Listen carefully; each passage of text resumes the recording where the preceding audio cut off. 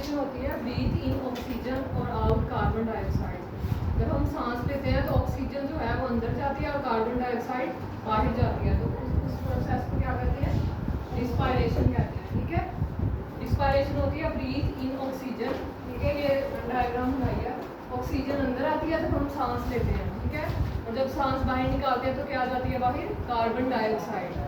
तो इसको क्या कहते हैं? रिस्पायरेशन। इसकी आगे 2 टाइप्स होती हैं, एक होती है एरोबिक और एक है एनारोबिक।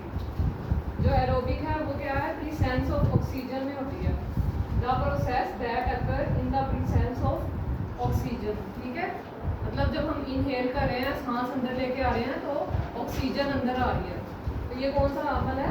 Aerobic respiration. तो we breathe in oxygen and breathe out carbon dioxide. Oxygen अंदर लेके आ रहे हैं और कार्बन डाइऑक्साइड बाहर लेके जा रहे हैं, और ये एक्सोथर्मिक प्रोसेस है। ये कंटिन्यूस प्रोसेस है, यानी अगर हम सोए भी हों तब भी हम रिस्पायरेशन सांस ले रहे होते हैं, ये रुकता नहीं है कभी भी। जब तक डेथ ना हो जाए तब तक ये कंटिन्यूस रहता है। ठीक है, कभी भी नहीं रुकता ये। तो इसको हम लोग क्या कहेंगे? कंटिन्यूस प्रोसेस है। उसके बाद ये इक्वेशन उन्होंने दिखाई है। फॉर एग्जाम्पल, अगर हम लोग कोई खाना खाते हैं, हमने ब्रेड खाया, ठीक है, ब्रेड जाएगा बॉडी के अंदर और वो ग्लूकोज में कन्वर्ट हो जाएगा। ग्लूकोज क्या है? वो एनर्जी में कन्वर्ट करती है। किसी भी फूड को, कोई भी हमने कुछ भी खाया है, उसको क्या करती है? ग्लूकोज एनर्जी में कन्वर्ट करती है। इसीलिए हम खाना खाने के बाद ज़्यादा जल्दी काम करते हैं। ठीक है, तो खाना ना खाएं तो हम लोग वीक हो जाते हैं क्योंकि हमारे अंदर एनर्जी नहीं रहती। ठीक है, तो ये इक्वेशन आप लोगों ने करनी है। ग्लूकोज का फार्मूला होता है C6H12O6। कार्बन कितने हैं? 6, हाइड्रोजन है 12, ऑक्सीजन 6। ये ग्लूकोज का फार्मूला है। अब हमारी बॉडी में सेल होता है ना, सेल पढ़ा है बाद में आप लोगों ने, उसके अंदर साइटोप्लाज्म होता है। ठीक है, और उसके अंदर क्या होता है? माइटोकॉन्ड्रिया। माइटोकॉन्ड्रिया क्या करता है? पावर हाउस ऑफ सेल है, यानी यहाँ पे हमारी बॉडी की एनर्जी जो है वो स्टोर होती है। ठीक है, तो इसको क्या कहते हैं? Power house of cells. अब इस इक्वेशन को देखो, यहाँ पे क्या है? ग्लूकोज। ग्लूकोज हमारी बॉडी के अंदर आया। अब यहाँ से मैं सेल दिखा रही हूँ आप लोगों को। ठीक है, ये है साइटोप्लाज्म। ग्लूकोज साइटोप्लाज्म में जाएगा। जब साइटोप्लाज्म में गया है तो ये 2 मॉलिक्यूल्स में डिवाइड हो जाएगा। ठीक है, पहले ये एक ग्लूकोज था, फिर ये 2 में डिवाइड हो गया। कहाँ जाके 2 में डिवाइड हुआ है? साइटोप्लाज्म में। सेल के साइटोप्लाज्म में जाके 2 में डिवाइड हुआ है। तो 2 मॉलिक्यूल्स बनते हैं, उन्हें हम कहते हैं पायरोवेट। ग्लूकोज 2 मॉलिक्यूल में डिवाइड होता है, उन 2 मॉलिक्यूल्स को क्या कहते हैं? पायरोवेट। और क्या होती है? एनर्जी भी जाती है साइटोप्लाज्म में। एनर्जी भी आ गई और पायरोवेट भी आ गया। ठीक है, उसके बाद क्या है? ऑक्सीजन। ऑक्सीजन जाती है माइटोकॉन्ड्रिया में। अब क्या है? ग्लूकोज किस में कन्वर्ट हो जाता है? कार्बन डाइऑक्साइड में, जो बाहर निकल जाती है। जब हम सांस बाहर की तरफ लेते हैं तो क्या होता है? कार्बन डाइऑक्साइड भी बाहर जाती है, प्लस वाटर भी होता है। ठीक है, और एनर्जी भी होती है। तो ये इक्वेशन क्या शो करवा रही है कि ग्लूकोज साइटोप्लाज्म में गया, वहाँ पे पायरोवेट के 2 मॉलिक्यूल्स में डिवाइड हुआ और एनर्जी भी आई। फिर ऑक्सीजन जो है वो माइटोकॉन्ड्रिया में है। ठीक है, ऑक्सीजन भी जा रही है, फिर कार्बन डाइऑक्साइड रिमूव हुआ है, वाटर रिमूव हुआ है और एनर्जी। तो ये क्या था हमारे पास? Aerobic respiration. ठीक है, नेक्स्ट है एनारोबिक रिस्पायरेशन। एनारोबिक होती है एब्सेंस ऑफ ऑक्सीजन में। ये कौन से ऑर्गेनिज्म होंगे जिसमें ऑक्सीजन नहीं जाती है?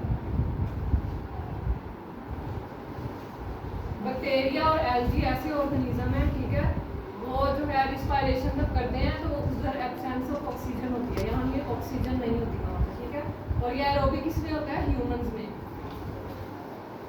ये ह्यूमंस के लिए है, और ये किसके लिए है? बैक्टीरिया और एल्गी। ठीक है, एब्सेंस ऑफ ऑक्सीजन में है, ये बैक्टीरिया और एल्गी में होता है, और ये भी एक्सोथर्मिक प्रोसेस है।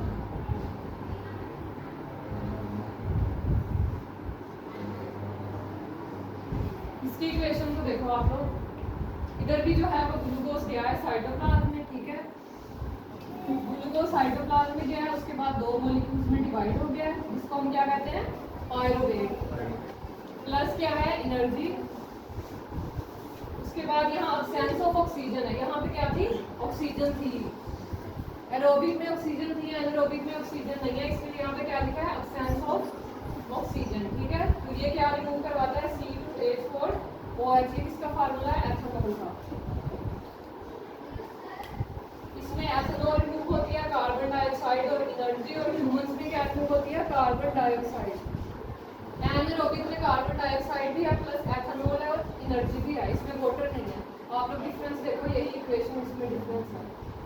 अगर इसमें आ जाए डिफरेंस बिटवीन एरोबिक और एनारोबिक तो इसी तरह पॉइंट्स लिखे और ये इक्वेशन बाद में लिखनी है। ठीक है, इसी से डिफरेंस पता लग रहा है इसका।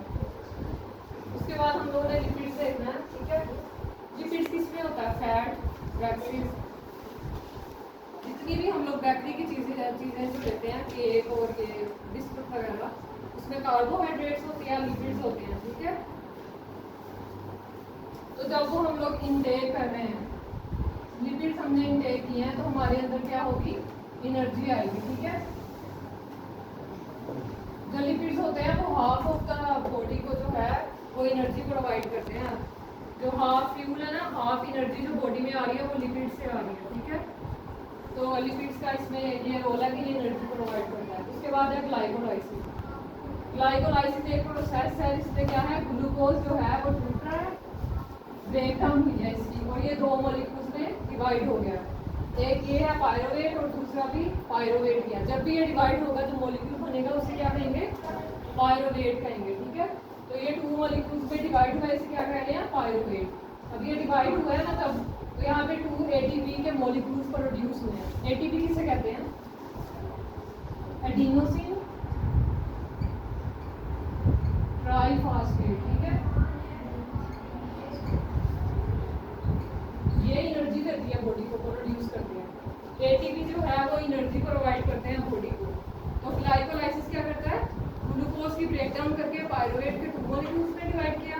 उसके बाद क्या है, एटीपी प्रोड्यूस किया जो कि बॉडी को एनर्जी देगी। ठीक है, समझ आ गई है।